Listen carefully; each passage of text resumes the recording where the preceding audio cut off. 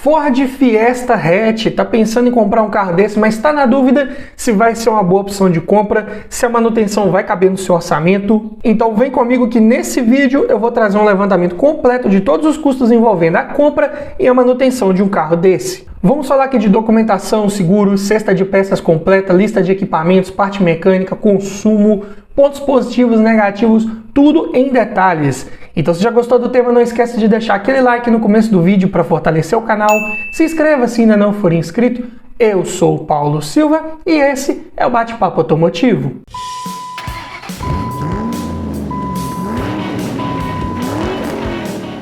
E o Fiesta aqui em análise é na carroceria hatch, com motor 1.6, 8 válvulas, flex, câmbio manual, 4 portas, ano 2005. E essa aqui é uma versão de entrada com motor 1.6 de época. E vamos começar falando aqui dos custos envolvendo a compra de um carro desse. E todos os preços que eu disser nesse vídeo foram cotados em outubro de 2022. Começando aqui pelo preço da tabela KBB, que nesse vídeo será levado em consideração um veículo em bom estado de conservação, com a quilometragem média de 10 mil km rodados por ano e preço médio de venda particular, tem R$ 19.493.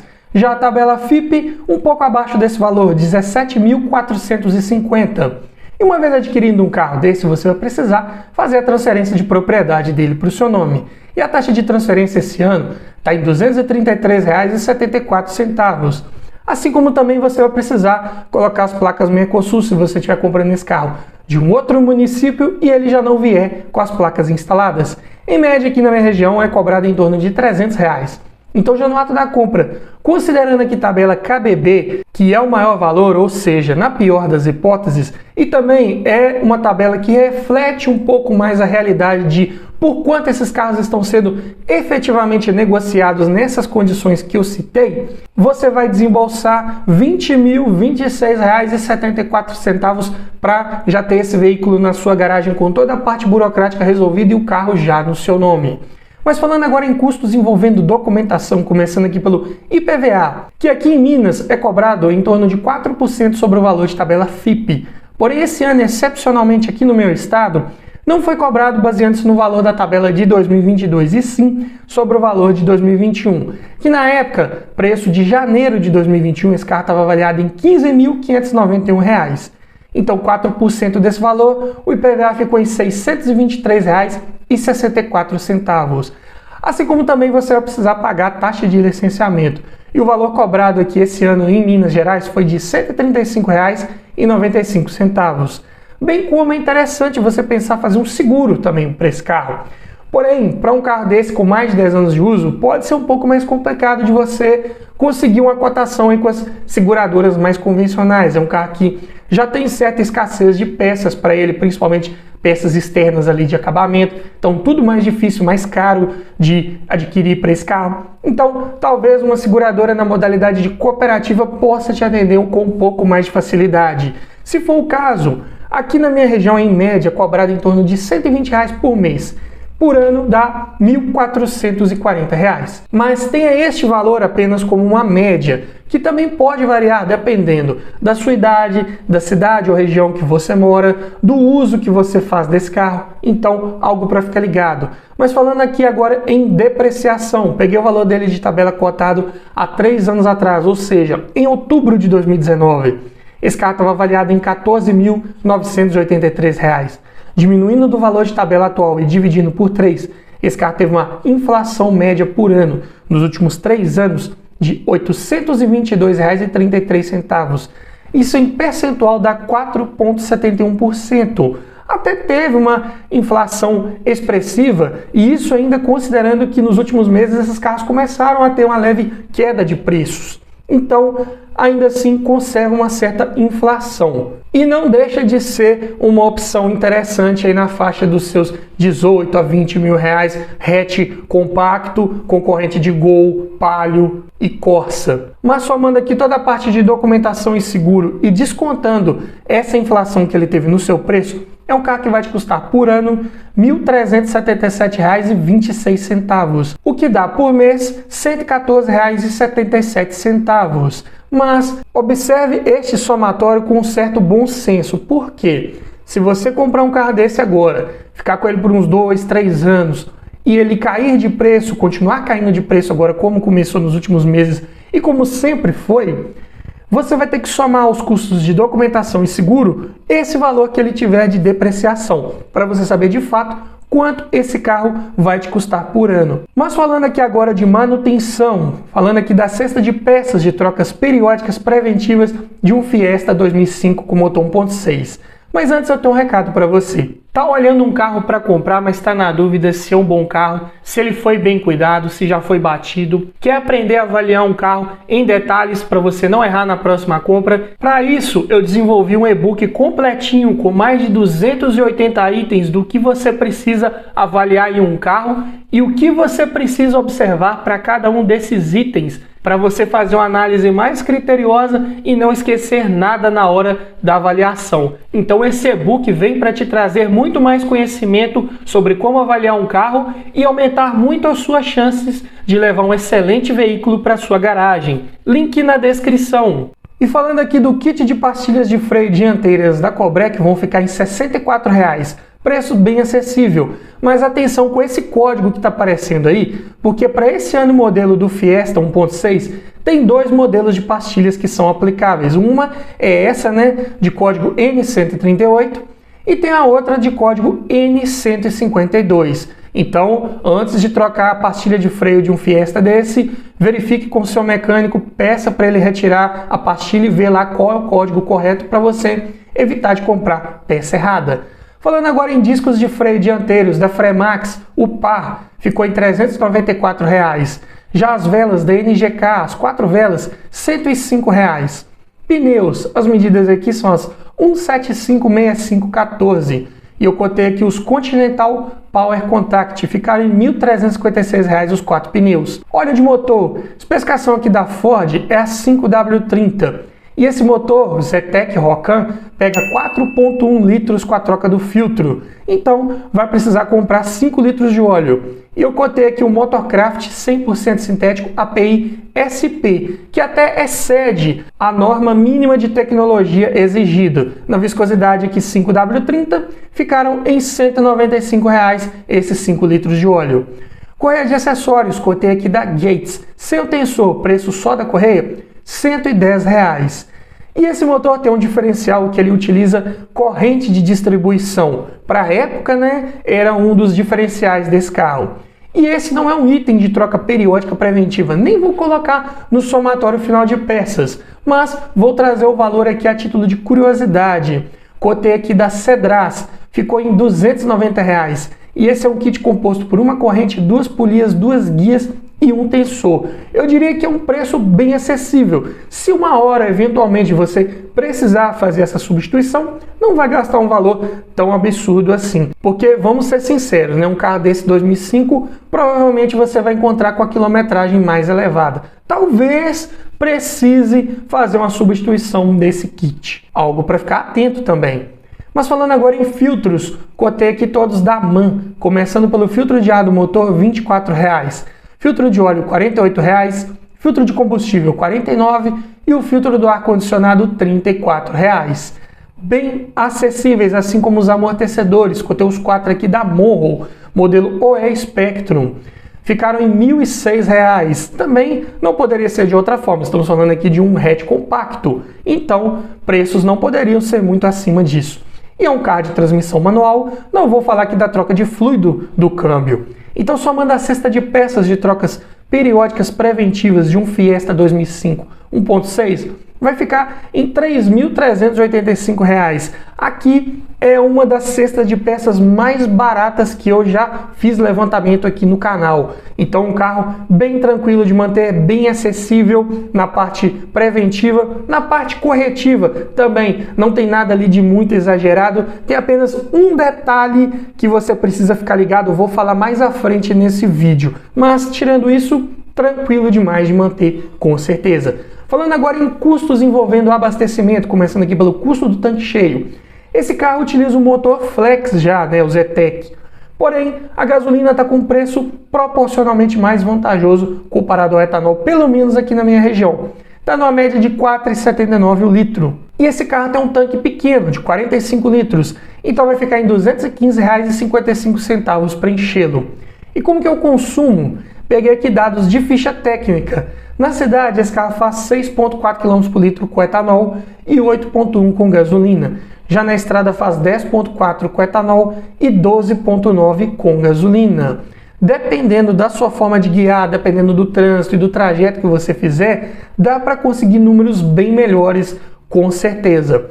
E ainda falando em dados de ficha técnica, agora na parte de autonomia, na cidade, com um tanque cheio de etanol, esse carro pode rodar 288 km. Se for com gasolina, sobe para 365.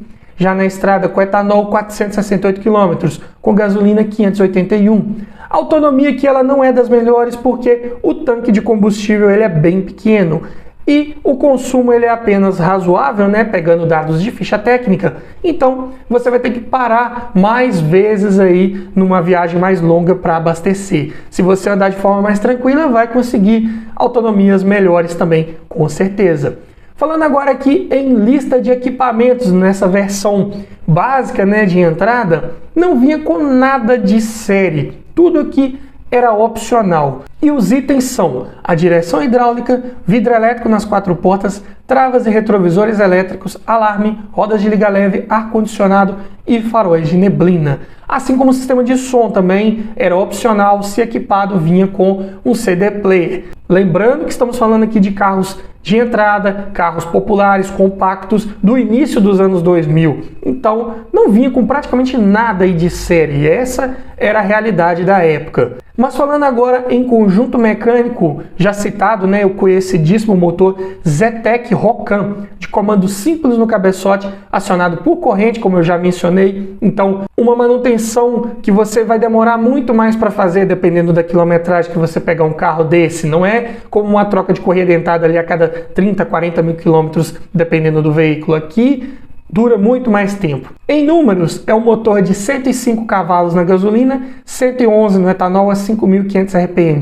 E o torque fica em 14,8 kg na gasolina e 15,8 no etanol a 4.250 RPM. Apesar de ser um motor de 2 válvulas por cilindro, esse torque máximo vem num giro bem elevado. Então tem que esticar bastante marchas com esse carro para ver todo esse desempenho aparecer.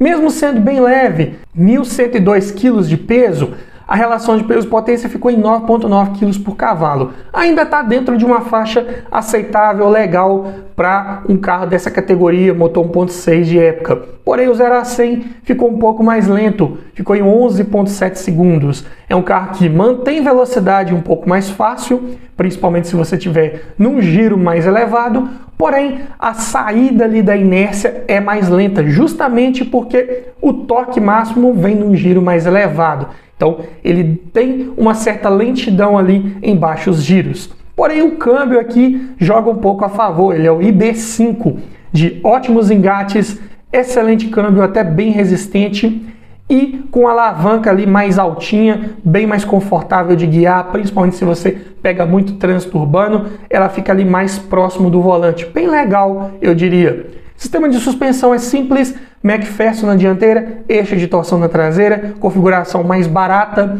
de manter, de fazer uma manutenção corretiva, assim como o sistema de freios também, disco ventilado na dianteira e tambor na traseira, e o sistema de direção é hidráulica, porém vinha como opcional, mas se equipado, proporciona um pouco mais de conforto ali ao fazer manobras de baixa velocidade. Porém, tem um ponto positivo aqui que é o seu porta-malas, 305 litros de capacidade, considerando a categoria dos hatch compactos e o seu ano de fabricação, idade de projeto, até que ele tinha uma capacidade bem interessante. E falando em pontos positivos, aqui em parte mecânica, é um motor bem resistente, confiável, que não quebra com facilidade, era um motor bem dimensionado, com certeza. Porém, o único detalhe aqui para você ficar ligado, que eu falei lá na parte de manutenção preventiva, é com relação ao arrefecimento. Esse motor tem um problema crônico de arrefecimento, de superaquecimento, geralmente causado por válvula termostática que trava fechada, válvula de baixa qualidade. Geralmente você utilizando uma válvula paralela, as válvulas paralelas de hoje em dia costumam ter uma resistência mecânica até melhor do que as originais. Olha só que curioso, né? Então, dica, pegou um carro desse aí, motor Zetec Rocan, já providencia uma revisão completa no arrefecimento. Troque válvula termostática, se possível bomba d'água, não é muito cara nesse carro. Líquido de arrefecimento, faça a substituição completa, coloque água desmineralizada e aditivo na proporção correta, faça uma limpeza geral ali que você vai ter um motor para rodar por milhares de quilômetros sem te dar maiores problemas. Além disso, é um motor de bom desempenho aliado a um ótimo consumo de combustível, como vimos aqui em números, para 1.6 de época, tá ótimo. Além de um carro de ótimo espaço interno para sua categoria, para a época também, tem um teto ali um pouco mais alto, então mais confortável.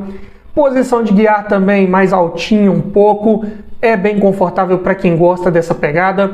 É um carro que não perde em estabilidade, em segurança ao fazer curvas, claro, salvo as devidas proporções, mas na sua categoria está entre os melhores aí, com certeza.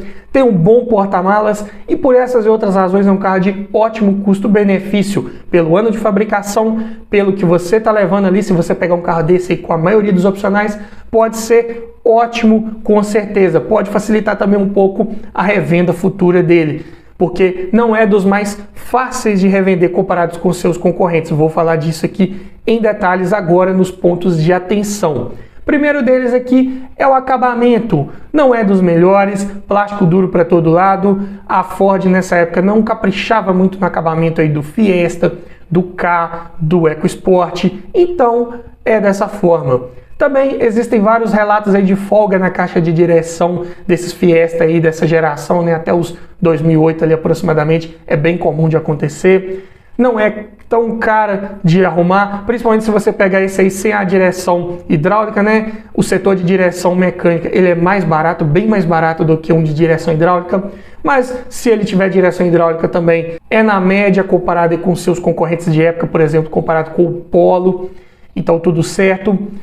Esse carro já está passando por escassez de peças de acabamento, é um pouco mais difícil de encontrar ali para-choques, lanternas, faróis, tampa de porta-malas, vidros em geral, além de acabamentos internos também, tudo mais difícil, um carro um pouco mais antigo. Como eu disse lá no início do vídeo, isso dificulta um possível seguro para esse carro se você precisar fazer.